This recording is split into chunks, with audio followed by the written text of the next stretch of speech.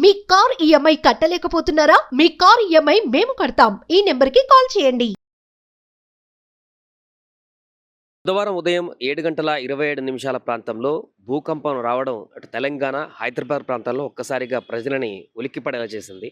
సుమారుగా 5.3 Richter scale మీద 5.3గా నమోదైంది ఈ భూకంపం యొక్క తీవ్రత. గత 20 ఏళ్లలో ఇంత భారీగా భూకంపం నమోదవ్వడం కూడా ఇదే మొదటిసారి అంటూ కూడా చెప్తున్నారు. సో ఈ భూకంప కేంద్రం ములుగు దగ్గరలోని మేడారం ప్రాంతం వద్ద భూకంప కేంద్రాన్ని గుర్తించారు. అక్కడ భూకంప కేంద్రాన్ని గుర్తిస్తే ఆ కేంద్రం నుంచి సుమారుగా 225 కిలోమీటర్ల డిస్టెన్స్ వరకు కూడా దీని ప్రకంపనలు అనేటివి కొనసాగడం జరిగింది. ముఖ్యంగా హైదరాబాద్లోని అబ్దుల్లాపూర్ మెట్ కానీ, బంజారా హిల్స్ దగ్గర కొన్ని ప్రాంతాలలో కానీ, మిగతా ప్రాంతాలలో భూమి కొన్ని సెకండ్ల పాటు కంపించడం జరిగింది.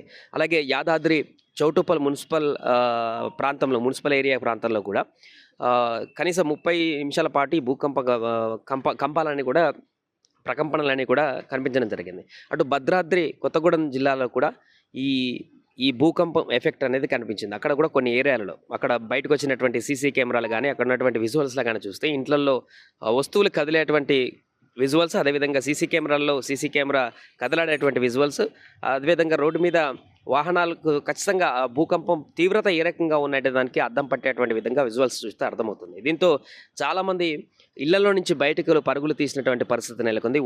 ఉదయమే మార్నింగే బుధవారం ఉదయం ఈ రకమైనటువంటి ఒక ప్రకంపనలతో అయితే ప్రజలందరూ కూడా ఏం జరుగుతుందో కూడా కాసేపు అర్థం కానటువంటి పరిస్థితి. జనరల్గా భూకంపాలు అంటే ఇంకెక్కడ చూస్తుంటాం, కానీ హైదరాబాద్ నగరంలో ప్రకంపనలు రావడం, అది కూడా ఎక్కడో మేడారం భూకంప కేంద్రంగా ఉంటే ఆ కేంద్రం నుంచి 225 కిలోమీటర్ల డిస్టెన్స్ వరకు ఉన్నటువంటి ప్రకంపనలు అనేవి హైదరాబాద్కు కూడా రావడం, హైదరాబాద్లో ఉన్నటువంటి బంజారా హిల్స్ ప్రాంతాల్లో కానీ, అబ్దుల్లాపూర్ మెట్ ప్రాంతాల్లో కానీ, హయత్ నగర్లో కానీ, వనస్థలిపురంలో కానీ ఈ ప్రకంపనలు కొంతసేపు ఎక్కువగా కనపడడంతో ఒకసారిగా ప్రజలందరూ ఏం జరుగుతుందో తెలియక బయటకు వచ్చేటువంటి పరిస్థితి అయితే నెలకొంది. కొన్ని ప్రాంతాల్లో వచ్చినట్టుగా కూడా తెలియలేదు. స్లైట్గా సీసీ కెమెరాలో మాత్రమే కదిలినటువంటి దృశ్యాలు కనిపించాయి, కానీ ప్రజలు ఆందోళన పడేటువంటి పరిస్థితి లేదు. సో ఆ రకంగా ఈ ప్రకంపనలు అనేటివి ఉదయం కొనసాగాయి. సుమారు 7:30 నుంచి 8 గంటల ప్రాంతం, అర్ధగంట వరకు కూడా అక్కడ కొంతగా ఈ ప్రాంతాలన్నింటిలో కూడా 225 కిలోమీటర్ల దూరంలో ఉన్నటువంటి ప్రాంతాలన్నింటి కూడా అంతా కూడా కొత్తగూడెం, మనుగూరులో కానీ, భద్రాచలం, చెర్ల, చింతకాని, నాగులవంచ, ఇల్లందు ప్రాంతాల్లో కూడా ఈ ప్రకంపనలు అనేటివి రావడం జరిగింది. ఇక ఉమ్మడి ఖమ్మం జిల్లాలో సుమారు 3 సెకండ్ల పాటు కూడా ఈ ప్రకంపనలు హెవీగా ఉండడంతో అక్కడ ప్రజలందరూ కూడా భయభ్రాంతులకు గురయ్యారు. సో దీని ఎఫెక్ట్ ఏంటంటే ఇటు మన తెలంగాణనే కాకుండా అటు మన ఆంధ్రప్రదేశ్ రాష్ట్రంలో కూడా కొంతవరకు విజయవాడ ఆ పరిసర ప్రాంతాలలో ఉన్నటువంటి కొత్తగూడెం, ఇల్లందు తర్వాత పక్కన ఉన్నటువంటి ప్రాంతాలకు కూడా కొంతవరకు ఈ ప్రకంపనలు కనిపించినట్టుగా చెప్తున్నారు. అక్కడ కూడా ఈ ప్రకంపనలు రావడంతో ఏం జరుగుతుందో ఏంటనేది కూడా తెలియనటువంటి పరిస్థితి. ఉదయం లేసి ఉద్యోగాలకు వెళ్ళేటువంటి వారు రెడీ అవుతుంటారు, స్కూల్ పిల్లలు రెడీ చేసేటువంటి వారందరూ కూడా రెడీ అవుతుంటారు. ఇళ్లలో ఎవరి పనుల్లో వారు బిజీగా ఉంటున్నటువంటి సందర్భంలో ఒక్కసారిగా ఊహించినటువంటి పరిణామం ఉదయమే ఈ రకమైనటువంటి ప్రకంపనలు రావడంతో ఎవరికి ఏం అర్థం కాలేదు, ఏం జరుగుతుందనేటువంటి విషయం కూడా అర్థం కాలేదు. ముఖ్యంగా హైదరాబాద్ లాంటి నగరాల్లో అప్పుడప్పుడు ఏమైనా భూకంపం వచ్చినా కూడా వచ్చిందా అది ఎవరికి చెప్తే కానీ తెలియనటువంటి పరిస్థితి ఉండేది. కానీ ఈసారి కొంత ప్రకంపనలు స్పష్టంగా బయటకు కూడా కనిపించాయి సీసీ కెమెరాలో కానీ. వారు చూస్తే వస్తువులు కూడా కదిలేటువంటి పరిస్థితి నెలకొంది. ఇంత భారీగా రావడం 20 సంవత్సరాలు ఇదే ఫస్ట్ టైం కూడా చెప్తున్నారు. రిక్టర్ స్కేల్ మీద 5.3 తీవ్రతగా నమోదవ్వడం జరిగింది ఇది. సో అక్కడెక్కడో మేడారంలో అడవుల ప్రాంతాల్లో భూకంప కేంద్రంగా నమోదైనటువంటి ప్రకంపనలు అనేవి సుమారు ఇన్ని కిలోమీటర్ల వరకు విస్తరించి ఒక్కసారిగా ప్రజలను అయితే ఆందోళనకు గురి చేసినటువంటి పరిస్థితి నెలకొంది. ఇక దీనిపైన ఇప్పటికే అధికారులు భూకంప కేంద్రాన్ని కనుక్కొని ఈ ప్రకంపనలకు సంబంధించినటువంటి పూర్తి సర్వే కూడా దర్యాప్తు కూడా చేస్తున్నారు. ఇంకా ప్రకంపనలు వచ్చేటువంటి అవకాశం ఉందా, దీనికి గల కారణాలేంటి, ఇది మళ్ళీ వచ్చేటువంటి అవకాశం ఉంది. అది ఒకవైపు మొత్తం వర్షం వచ్చేటువంటి సూచనలు కనిపిస్తాయి. 2 రోజుల నుంచి కూడా తుఫాన్ ఎఫెక్ట్ తోటి హైదరాబాద్లో కూడా కొంత చల్లటి వాతావరణం, అదేవిధంగా క్లైమేట్ అంతా కూడా క్లౌడీగా ఉన్నటువంటి సందర్భంలో ఈ యొక్క ఊహించని పరిణామంతో ఒక్కసారిగా భయాందోళనకు గురైనటువంటి పరిస్థితి నెలకొంది. అయితే అధికారులు మాత్రం ఎలాంటి భయపడేటువంటి పని అయితే లేదు.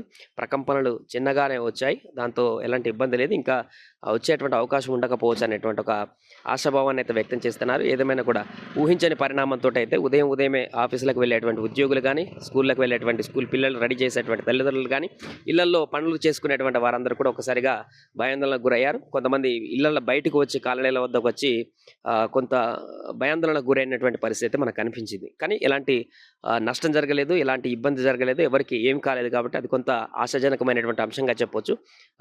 బట్ ఈ భూకంప కేంద్రానికి సంబంధించి మేడారం ఎక్కడో ఉన్నటువంటి మేడారం ప్రకంపన అక్కడ కేంద్రంగా ఉంటే 225 కిలోమీటర్ల వరకు కూడా దీని ఎఫెక్ట్ ఉండడం అనేది అయితే కొంత ఆశ్చర్యానికి గురి చేస్తుంది. సో జనరల్గా సముద్రాల్లో భూకంప కేంద్రాలు వస్తుంటే మనకు తీర ప్రాంతాలలో దీని ఎఫెక్ట్ ఎక్కువగా చూస్తుంటాం. అలాంటిది సెంటర్ పాయింట్గా తెలంగాణకు ఉన్నటువంటి అడవుల్లో మేడారం వద్ద ఉమ్మడి వరంగల్లో మేడారం వద్ద కూడా ఏర్పడినాయి. అక్కడి నుంచి ఈ స్ప్రెడ్ అవుతూ కొన్ని ప్రాంతాల వద్ద కదలికలు ఎక్కువ కనపడ్డాయి. ఇటు హన్మకొండ, హంటర్ రోడ్డు ఈ ప్రాంతాల్లో కూడా, ములుగు ప్రాంతాలలో కూడా ఇక్కడ కూడా ఎక్కువ ప్రకంపనలు కనిపించడం జరిగింది. దీంతో ప్రజలు కొంత భయాందోళనకు గురయ్యారు. బట్ స్టిల్ ఇప్పుడైతే అంత సద్దుమణిగింది, ఎలాంటి ప్రకంపనలు ప్రశాంతంగా ఉంది, ఎవరికి ఎలాంటి ఇబ్బందులు లేకుండా ఈ యొక్క భూకంపం అనేది భారీ ఎత్తున రాకుండా 5.3 రిక్టర్ స్కేల్ మీద అంత తీవ్రత ఉన్నప్పటికీ కూడా ఎలాంటి ఇబ్బంది లేకుండా, అంటే చాలా దూరంలో భూకంప కేంద్రం ఏర్పడింది కాబట్టి, అడవి ప్రాంతంలో భూకంప కేంద్రం ఏర్పడింది కాబట్టి ఆ నియర్లో ఎక్కువగా వచ్చినటువంటి అవకాశం ఉంటుంది. దూరం వెళ్ళిన కొద్దీ ఆ ప్రకంపనలు అనేది కొంతమేరకు తగ్గుతూ ఉన్నాయి కాబట్టి, సో భారీగా బిల్డింగ్లు ఉన్నటువంటి ప్రాంతాల్లో, జనసాంద్రత ఎక్కువగా ఉన్నటువంటి ప్రాంతాలలో అయితే భారీగా ఇబ్బంది కలిగించేటువంటి పరిస్థితి నెలకొనలేదు. దీంతో అంతా ఊపిరి పీల్చుకున్నారు.